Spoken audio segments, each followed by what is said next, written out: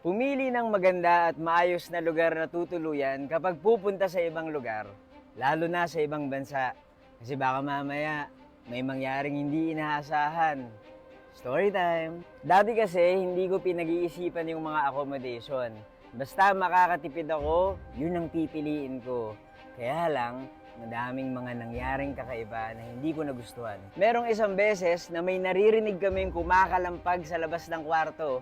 Pero pagbukas namin ng pinto, wala namang tao. Nandito ako ngayon sa Singapore at iniisip ko, meron kayang mangyaring kakaiba sa tinutuluyan ko? Nag-stay ako ngayon sa Furama Riverfront dito sa Singapore at ipapakita ko sa inyo yung experience ko. Sobrang importante sa akin na komportable yung kama. And look at the view. Ang ganda. Masarap yung breakfast sa Kintamani. Madaming pagpipilian and you get to eat your breakfast with a view. Sa gabi naman, don't forget to visit the Waterfall Lounge from 6 to 8 p.m. for their evening drinks. Try their swimming pool. Sobrang refreshing. At ang namangha ako ay ang self-check-in ng Furama Riverfront. Very easy and convenient to use. Gusto ko rin sa mga hotels yung magaganda yung amenities.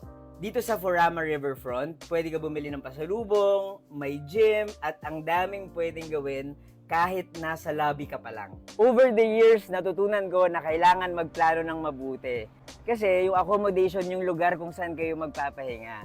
Kaya isave nyo na yung video na to or i-favorite nyo. At isend nyo na rin sa mga taong pupunta ng Singapore. And don't forget na i-book ang Furama Riverfront sa Klook and use my code BUJIHOTEL to get a discount.